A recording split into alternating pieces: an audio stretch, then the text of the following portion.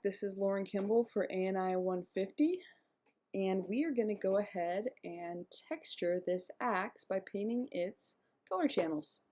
In the previous tutorial we painted the mesh maps, and now we are going to paint this so that it matches our reference image. Now we could definitely paint it to be more interesting than our reference image, but I kind of just want to get through this. I don't want to necessarily spend as much time on the axe as I did the sci-fi crate. So we're just gonna get after it. All right, so the first thing that you're gonna notice is that we are only working in one material this time. When we did the sci-fi crate, we had a ton of materials, so we could isolate everything. This time, we have both the axe head and the handle, all one material, which can be a little problematic, but there may be instances where you have a limited number of materials you can use, so we're gonna go ahead and learn how to utilize masks. So to begin, let's start with the handle. When I look at this handle, I see this kind of nice brown color and this really nice wood grain. Let's see if there are any default materials that we can work from in the library. So I type in wood and 3 woods pop up.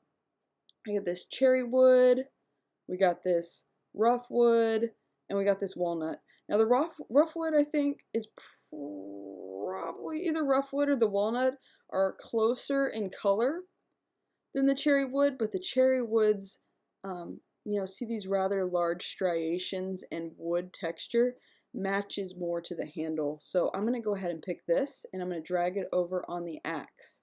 Now immediately the big problem appears, and that's that the wood is now on the axe, and we're just going to have to ignore that for a minute.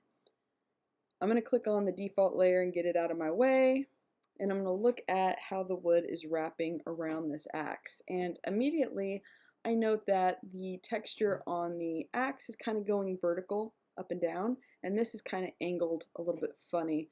So I'm going to go over into my 2D view, and I'm just going to rotate, because there's this default kind of transformation box that just allows me to rotate the wood texture so that it matches a little bit more with what my reference is doing. Now let's take care of that color. If I click on my cherry wood fill layer and I go down to my properties, I can scroll down and you'll see that there are parameters to this default material, including the color. So if I click on this, and maybe let's minimize the window slightly so we can take a look at that reference image. Let's go ahead and click on this color box and see what we can do to kind of make it a little bit more like the image. So I could just take this little crosshair and kind of drag it until we get something a little closer. I know immediately I'm probably want something a little darker, so maybe drag the value down a little. Maybe something kind of like that. Maybe up the saturation a smidgen. Yeah, I think that's pretty close. I mean, of course it's not going to be perfect, but I think that's pretty close. I probably would want some more contrast there in the wood, and there are other parameters down here. I can play with fibers and layers and luminosity and contrast, and I would encourage you to play with these different attributes as you're texturing your own assets. But for right now, this is close enough. The other thing that I note is that this is a very shiny wood, like it's a polished wood, and this is a bit more matte. So I am going to go ahead, well I'm not going to play with these technical parameters, I am going to change the roughness. And on the scale, the blacker the roughness, the more shiny it is.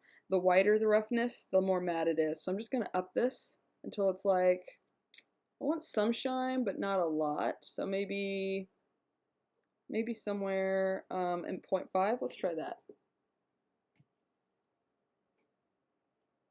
Yeah, I think that works. It actually might be still a little too shiny. I have to kind of guess a little bit. Let's try 0.55. Yeah, I think that'll work. I still want to have some reflection to it, but I don't want it to be as shiny as the wood that's polished over here in the original material. All right, so let's deal with the fact that this wood is carrying on to the axe head. What I'm going to do is I'm going to click on the Wood American Cherry Fill, and then I'm going to click this button right here, the second button over from the left. And that button, the square with the circle in it, that adds a mask to our layer. So when I add a mask, I have all these options I can work from.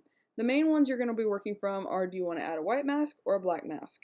So a black mask is going to have everything turned off, and a white mask is going to have everything turned on. Let's add a black mask. Boom. Now we can see that all of the cherry wood has disappeared. Hasn't really, but you know, for our viewport it has. And if we look over here at our layers menu, you can see there's the wood, and then there's this black square. And you'll also notice that our paint properties have changed a little. Now we're painting with black and white. If I scroll down, it only gives me this grayscale color to work with because I have the mask selected. If I select the wood, all of the wood fill layer properties will reappear. But if I click on the black square, I'm only given a brush with black and white as my option. And if I paint with white on this black mask, one, you'll notice the cherry wood shines through, and over here in the little tiny mask swatch, you can see that there's a little white mark on that black square. So I'm going to press undo. We do not have to go through the tedium of painting just the handle because we went through the trouble of laying out really clean UV maps. So all we have to do is go over to the left side of our screen and click on the fourth button down in our toolbar called Polygon Fill. If I click on that and I click over here in my 2D view, you will see that all of the wireframe striations, all the lines for the wireframe become visible. Now I can go over here and I can rotate my viewport. And I can just go in and marquee all these things that I want my mask to affect. Don't forget the end cap. There we go. So now the mask on the cherry wood is turned on only for this handle, which means everything that has this cherry wood attached will only affect the things that the mask says it can affect. So everything else is just default. Okay, let's go ahead and texture up that axe head. I mean, we'll come back to this because we still have this little leather strap, but I want to go ahead and take care of the big macro textures first. So looking over here at this axe, I see this kind of blotchy metal. So let's go ahead and look through our library and see what sort of blotchy metals are available. So we got some irons down here. If we hover, we can see a preview, like sphere, with that texture applied. Not feeling the brushed metal. Yeah, it's a little much. Let's see, too smooth. It's a little closer. Let's see what else we got. Pure, oops, scroll down a little too far. Shiny, rough, what about raw? That looks pretty close. And this one over here, what's the next of it? Iron, rough, not quite as much. Anything else? Platinum, silver, titanium, steel? Maybe too many striations. Let's go back up to that iron. I was feeling that iron. So I'm going to pull the iron raw over here. And when I do, of course, it turns everything, makes everything have that iron raw on it. That normal map seam is starting to get on my nerves a little bit. I could definitely paint over that, or I could just paint into my normal map to fix that. There's a lot of ways to go about adjusting that. I think maybe rebaking that, but you know what? We can go back to that stage another time. Right now, let's focus on the textures. I'm going to go over here, and I'm going to just mask out only the axe head, okay? So I will click on the iron layer, I will click on the masks, I'll add a black mask, and I will go ahead and start using my polygon fill tool and select only the axe head portion.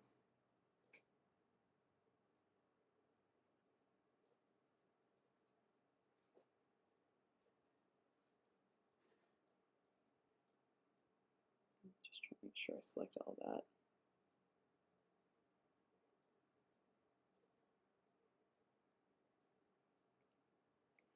Alright, looks like I got everything, but just to make sure, I'm going to click on C, and I'm going to toggle through until I get to mask. So by default, when you create a mask, it creates a mask channel so that you can actually see what's been masked and what hasn't.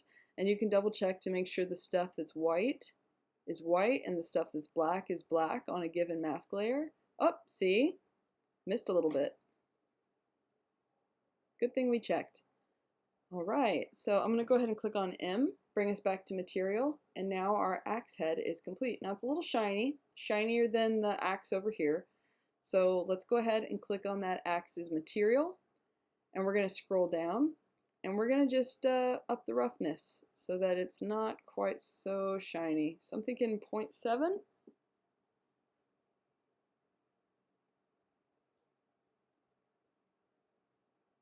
Yeah, I think that's probably right.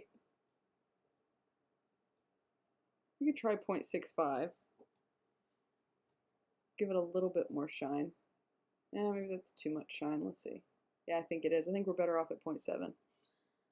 Also, I noticed this steel. It's gray, but this has a little bit of a blue hint to it. So I could just go into my color and adjust.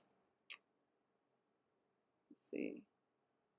Got this saturation. It's all very much set in reds, which is interesting. Adjust the hue. So we're looking at some blues. Yeah, just a hint of blue. And we're just going to drag the saturation over slightly to give it a slight blue hue. Just slight. I don't know if that's the right blue. Maybe we need something a little bit more. There we go. Yeah, that looks a lot closer. Just a little subtlety. Yeah, I like it. All right, so there's a couple things we need to add to this axe. We need to add this colorful little, what would you call that? Like the blade? Oh, I mean, this whole thing's like the blade, but I mean like the edge, the axe edge. And we need to go ahead and color this handle. So what I'm going to do is I'm going to start with the blade tip here on the axe, and I'm going to click on the fill layer. Obviously I can't paint on a fill layer. Every time I click the fill layer, the tools blank out. But there's a really cool option here. If I go to the left of my mask tool, there's this add effect tool, and I can actually add like a paint effect to my fill layer. So I can paint now on this fill layer without creating like a brand new paint layer. Like I can attach it to this layer without creating a completely different layer. All right, cool. So now let's look at the metal. I think it looks a little brushed. So I think there's a brushed metal on here. Is this brushed metal? Let me look at it. Yeah, there we go. I think it's a little shiny, so definitely going to want to dial that down. Let's go in its parameters and maybe up the roughness a bit. Maybe like 0.6. Love it.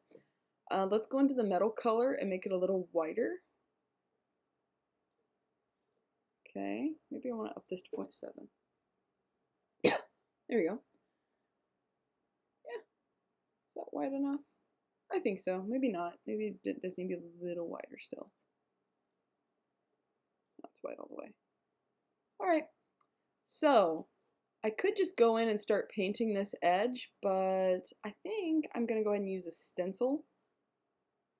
So I can click on any of these 4 buttons here to kind of jump me to any part of the paint properties, and this 3rd button here takes us to stencil. I'm going to click on this, and I'm just going to start looking at the preset stencils and see if anything catches my eye. I think maybe a circle is what we're going to want to utilize. Something circular. We got a couple circular things here. Ooh, look at that, a coffee ring. That could be fun. All right, so I'm gonna rotate my axe a little so I can do this, and if I hold down shift, it snaps it. So I'm gonna snap it to the side, and I'm gonna bring this over and just gonna kind of align it with this stencil.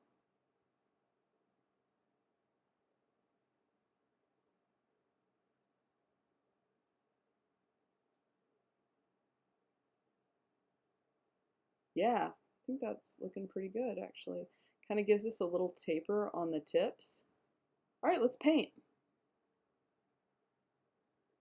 Neat. All right, cool. I like it. Let's go ahead and rotate this axe. So there we go. Translate it over.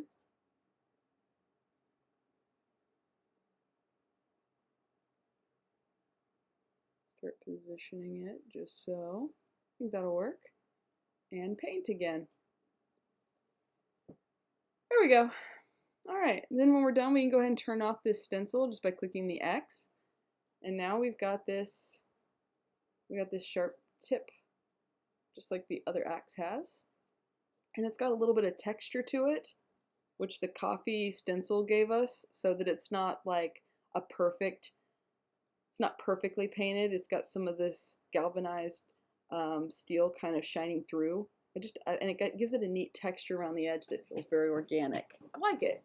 Now, I would be remiss to forget that we have a little bit of a tip here that might have been left out. So I'm going to shrink the brush a bit using the little brackets next to your P key on your QWERTY keyboard. I'm just going to paint that tip and make sure that it also has the same color. All right, excellent. I'm going to go in and deal with that leather handle now. I'm going to do a very similar thing where I'm just going to click on this and I'm going to create a paint layer. And this time I'm going to type in leather in my library. Find a nice leather, what do we got here? This is leather rough. Interesting. I don't think we can look close enough to see what kind of leather we're dealing with. I think suede is probably a good bet. Let's go with leather rough. I like that.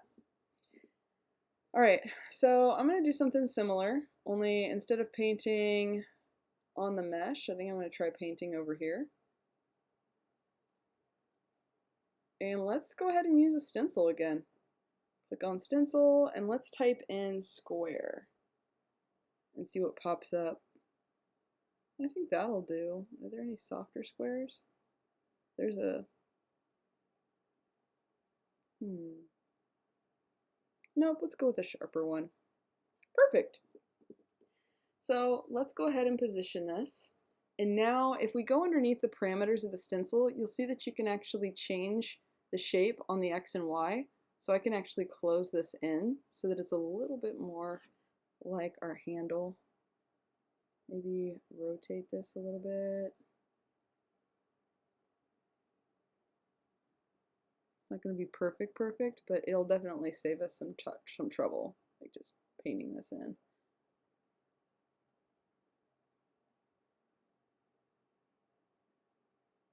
Yeah, actually that worked really well. Let's go ahead and close this out and take a look. Huzzah! Nice. Now, I probably should have gone in and adjusted the color on this first. I wonder if I can bring back that stencil. Or maybe I just press undo. Nope, bad idea. Let's just see if we can bring the stencil back.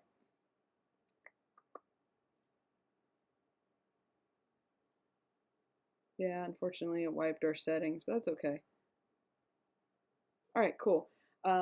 Because it's not a fill layer, we can't go back and adjust the color later, so we're going to have to get it right the first time. Let's take a look.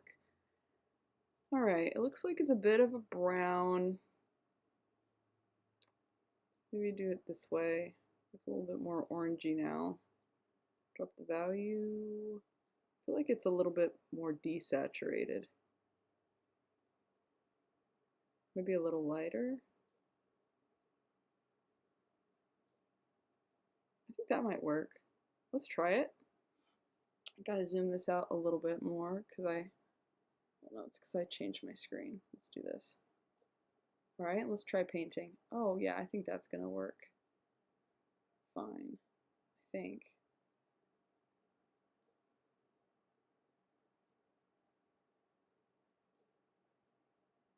Oh yeah, I think that's gonna look plenty close enough. Let's go ahead and turn off the stencil. Whoops, what'd I do? Oh, didn't click the right thing. There we go. I mean, it's probably a little lighter, and I could definitely go in. If I wanted to, I could take a lot more time with this axe. I could add more grunge to make the axe more interesting. I could definitely go in and paint between these coils so that it feels a little darker, because you can see there's a really strong contrast between the wraps in this coil. Obviously, we put this together with, you know, the coil in Maya as opposed to like had we hand painted this in, or had we gone in and sculpted this in ZBrush to be more organic. But I think given how quickly quickly we put this together. I think it came out pretty good. So feel free to go further with it. You can take a look at my other tutorial on painting the crate in Substance Painter so that you can see about painting in specific channels. Like if you wanted to add handprints, you could paint just the roughness on the handle with handprints. There's so many options here. This was just a really quick way of just throwing in some texture on this axe and utilizing masks so that you didn't have to use a ton of materials. Hopefully this tutorial proved helpful.